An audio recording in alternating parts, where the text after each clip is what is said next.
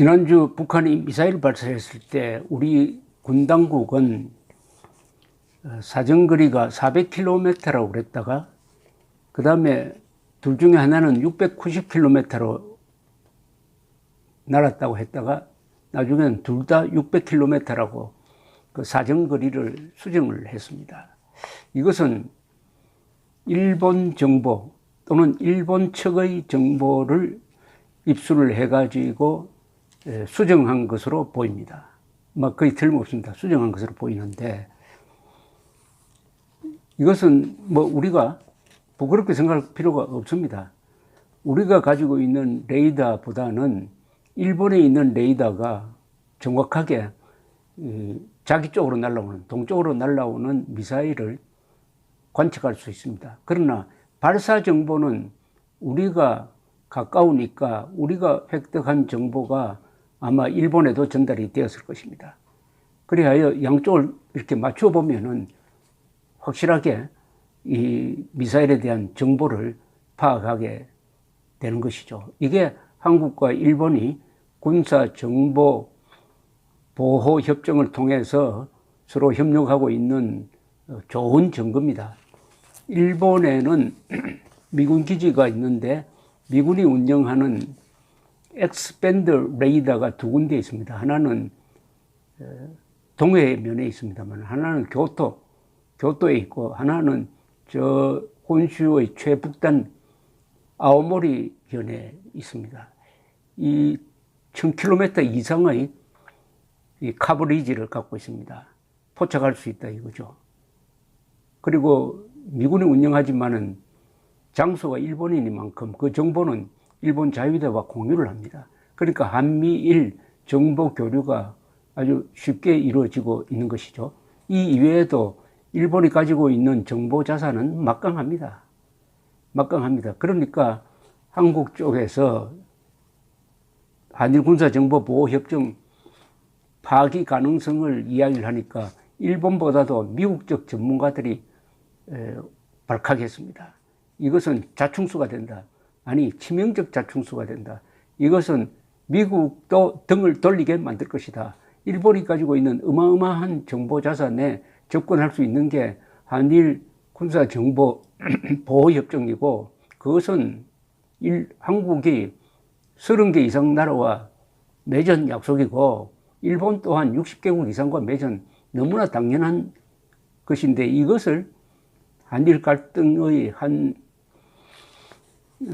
수단으로 활용을 해가지고 이걸 만약 파기한다면 한미일 동맹이 근본부터 흔들릴 것이다라는 반응을 내보였는데도 한국에서는 누가 이렇게 하는지 찔끔찔끔 이런 정보를 흘리는데 일본은 어제 관방장관이 공식적으로 이야기했습니다. 우리는 절대 한일 군사정보보호협정 파기할 생각 없다.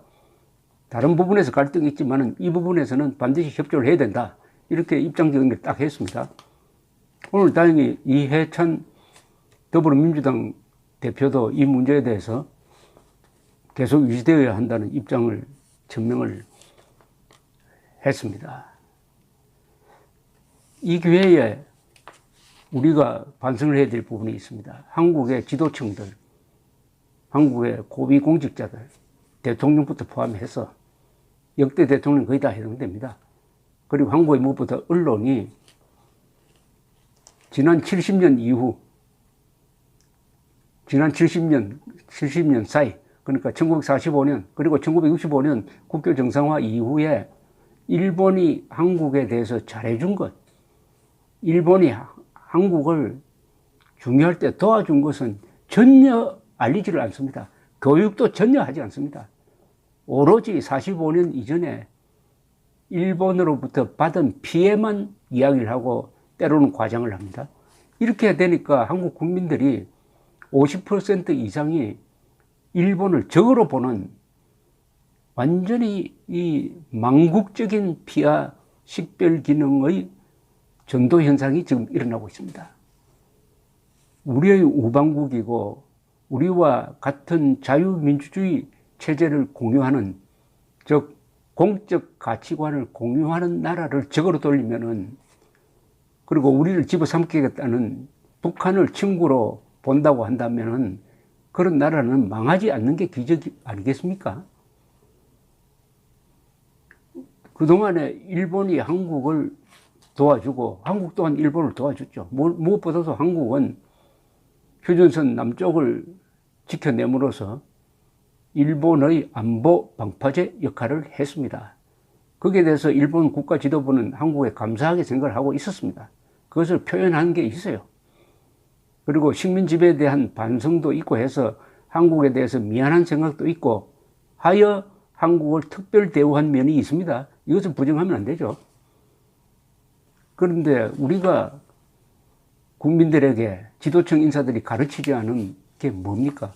일본이 우리의 국가 안보에 있어서 얼마나 중요한 나라냐 하는 것을 가르치지 않았습니다.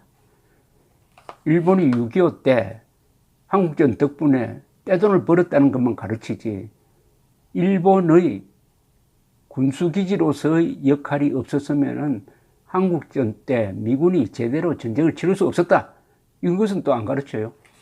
원산에 북한이 깔아놓은 기뢰를 제거하는데 일본의 기술자들이 많이 와서 사실상 참전을 했다는 것도 안 가르칩니다. 그리고 가르치지 않는 게 너무나 많아요.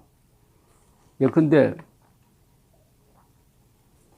일본에 있는 7개 미군 기지가 한반도 유사시 한국군을 돕기 위해서 출동하는 함정과 전투기를 운용하고 있는데 이 병력이 5만 7천 명이나 된다. 이게 유엔군 후방기지다 하는 점을 안 가르치고 있습니다. 가르치지 않아요. 가끔 미국 사람들이 한국 기자를 초청을 해가지고 그런 기지들을 보여줍니다. 한국과 일본이 잘 지내야 되는데 한국 언론은 너무나 이 점에 대해서 무지하다 해가지고 아주 그 기지를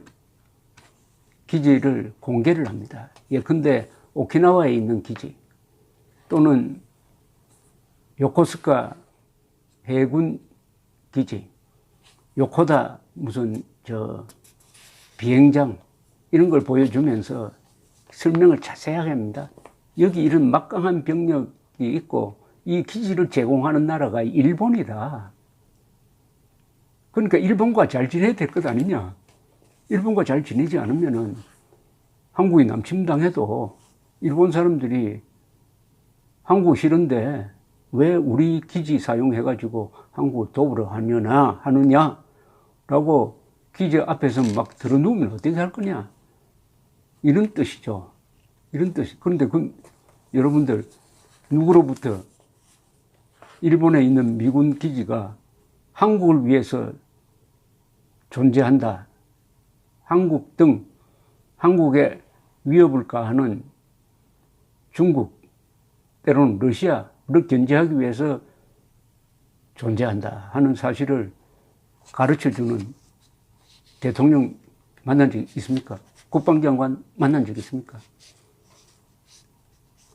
지난 겨울에 동해에서 한국 함정이 일본 초계기에 대해서 레이더를 조준해가지고 사격태세를 취했다 하는 일본의 주장이 나오자 한국과 일본이 갈등으로 들어갔는데 그때 우리 군의 태도를 보면은 일본을 적으로 간주하는 것 같았어요. 동해상에서 우리 함정이 활동을 할 때 우리의 우방국인 일본의 초계기가 다가오면은 우리를 도와주러 오는 모양이다 라고 생각해야 되는 것 아닙니까? 그런데 너무 근접했다, 적대 행위를 했다, 위협 비행을 했다 이런 식으로 이야기하니까 일본이 발칵한 것 아닙니까? 그게 한일 갈등의 한 원인이 되었습니다. 그리고 일본 해군기를 우길기라고 하는데 우길기는 전범 깃발이다라는 선동을 하는 사람이 과거에도 있었는데 이번에는 우리 국방부가 그 선동에 넘어가서 관함식에 일본 함정을 못 오게 했습니다. 과거에는 다 왔어요. 그리고 세계 어느 나라도 우길기를 전범 깃발로 지정한 적이 없습니다. 이걸 보면은 일본 사람들이 배신감을 느끼지 않을까요? 일본은 한미일동맹의 일원으로서 한국의 적인 북한 정권을 견제하고 있습니다. 이런 사실 제대로 알고 있습니까? 1965년 이후 일본은 많은 기술과 자금을 한국에 제공해서 경제 개발에 도움을 주었습니다. 서울 올림픽 준비를 일본이 도왔습니다. 1983년의 대한항공 폭파 사건, 1987년입니다. 그리고 83년의 대한항공 비격 사건 때 일본이 결정적으로 도왔습니다. 김현희를 체포한 사람은 한국 외교관이 아니라 바레인 주재 일본 대사관 직원이었습니다. 전두환 정부 때 40억 달러의 경협을 또 제공을 했습니다. 그리고 북핵과 북한 인권 문제에 있어서는 한국보다도 더 열성적으로 나서고 있는 사람이 바로 아베 총리입니다. 이거 누가 설명하는 사람 있었습니까? 더구나 아베 총리는 공개적으로 한반도의 자유통일을 지지한다 라고 이야기하고 있습니다. 즉 일본의 국가적 목표와 한국의 국가적 목표가 일치하는 겁니다. 그런데 일본을 적으로 돌려서 되겠습니까?